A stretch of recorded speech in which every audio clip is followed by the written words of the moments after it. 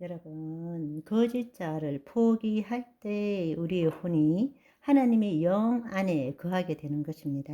그때부터 하나님의 선하시고 기뻐하시고 온전한 뜻이 무엇인지 분별할 수 있다라는 것입니다. 그렇게 하기 위해서 사도 바울은 어떻게 말했죠? 나는 날마다 죽노라. 날마다 죽노라. 고린도후서 4장 11절의 말씀에 보면 우리 살아있는 자가 항상 예수를 위하여 죽음에 넘겨짐은 예수의 생명이 또한 우리 죽을 육체에 나타나게 하려 함이라. 아멘. 이 말씀의 뜻이 무엇인지 깨닫기를 소망합니다. 아멘. 우리 살아있는 자가 예수 그리스도 안에서 구원을 받고 이제 살아있는 자가 해야 되는 일이 뭐냐? 항상 예수를 위해서 죽음에 넘겨줘야 한다는 것입니다. 그렇지만 다시 말씀드리자면 거짓자는 자신의 진정한 본질에 대해서 알 수 없는 것이 바로 신비입니다. 기독교의 신비입니다. 내가라고 할 때는 바로 우리는 관념적으로 살아가는 존재이고 실제 우리의 존재는 생명인데 그 생명은 설명할 길이 없는 거예요. 생명을 정신세계의 언어 말로서 설명할 길이 없는 거예요. 그것을 설명한다면 그것은 생명에 대한 설명일 뿐이지 생명일 수는 없다라는 것입니다. 우리의 본질은 생명입니다. 아멘. 그렇기 때문에 거짓자가 내 본질에 대해서 알 수 없는 것입니다. 나는 누구야? 나는 무엇이다? 라고 말하는 순간에 그것은 나에 대한 설명이고 나에 대한 경험이고 나에 대한 내용물일 뿐이라는 것입니다. 그러나 그럼에도 불구하고 하나님의 영이 우리 안에 있기 때문에 내 자신을 포기할 때 그리스도의 신비가 내 생각을 통해서 내 감정을 통해서 내 신체를 통해서 나타나는 것을 경험하게 된다는 것입니다. 아멘. 그런데 우리의 지금 신앙은 내가 모든 것을 이해하려고 해요. 내가 모든 것을 알아야 돼요. 그래서 좀 더 알면 좀 더 나은 신앙생활을 할 수 있다고 착각하고 있는 거예요. 하나님의 생명을 나타내기보다는 내가 내 경험과 지식으로 하나님에 대한 것을 더 많이 공부하고 더 많이 배우면 더 좋은 신앙생활을 할 수가 있다고 착각하고 있는 것입니다.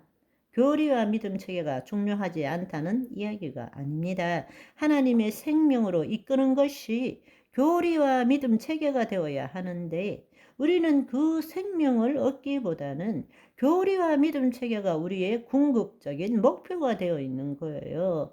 거짓자인 내가 좀 더 나은 그리스도인이 되고자 하는 것입니다. 탈육신적인 내 존재가 아닌 또 다른 존재가 되려고 애쓰고 있는 거예요. 이미 예수 그리스도를 믿는 순간에 내 존재는 완전히 바뀌었고 하나님의 자녀가 되었음에도 불구하고 우리의 혼이 하나님의 영 안에 거할 때 그때 비로소 그리스도의 신비가 우리의 몸을 통해서 나타나는 것입니다. 성경에서 말하는 그때 나는 거짓자인 내가 아니라 에고인 내가 아니라 그리스도 안에 있는 나, 내 안에 계신 그리스도 그것을 의미하는 것입니다. 그래서 갈라디아서 2장 20절의 말씀처럼 내가 예수 그리스도와 함께 십자가에 못 박혀 죽었나니 그런즉 이제 내가 사는 것이 아니요 내 안에 그리스도께서 사시는 것이니라. 내 안에 계신 그리스도 안에 있는 나 동일한 의미입니다. 그것이 진짜 내 본질이라는 것입니다. 아멘. 그러니까 말씀대로 생각하고 말씀대로 느끼는 존재가 되는 것입니다.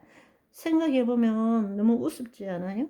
나라는 본래의 존재가 우리의 생각과 감정을 가지고 이 세상을 살아가야 되는데 어떻게 된 것이 지금은 우리가 그 생각과 감정에 내 자신을 맡기고 지금도 괴로워하고 조금만 좋은 일이 있으면 웃었다, 조금만 뭐 하면 슬펐다가 괴로워하며 살고 있잖아요. 내 생각과 감정에 자신을 맡기고 살고 있잖아요. 사실은 그 생각과 감정으로 이 세상을 살아가야 되는데 이 세상에 하나님의 통치를 받는 나를 나타내야 되는데 우리는 그 생각과 감정에 자신의 본질을 맡기고 묶인 삶을 살고 있는 것입니다. 그래서 세상 신이 통치하는 속에 살 수밖에 없는 것입니다.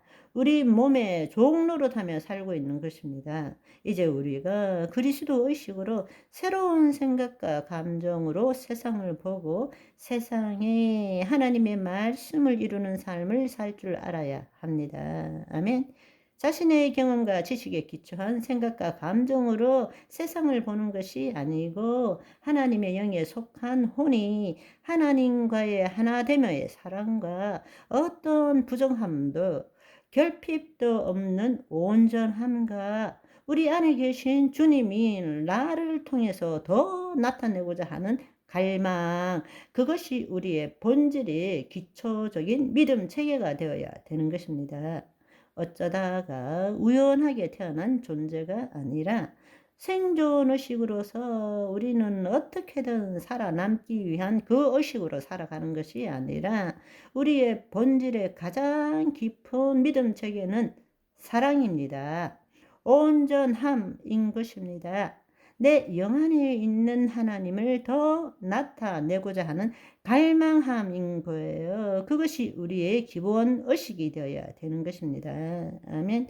거짓자에 대한 이 깨달음이 내 삶을 한순간에 완전히 바꿔주지는 않습니다. 그런데 여러분들이 이걸 제대로 이해하기 위해서는 먼저 세상의 깨달음과 기독교 내에서의 깨달음의 차이를 이해할 줄 알아야 합니다. 우리는 흔히들 깨달음 이러면 득도, 해탈, 지복 뭐 이런 것들, 그것을 아는 순간에 모든 것으로부터 자유하고 끝없는 복을 누리게 된다, 이런 식으로 우리는 깨달음을 생각하고 있어요. 아닙니다. 그렇지 않습니다. 이야기하자면 길어지니까 다음 시간으로 바이바이.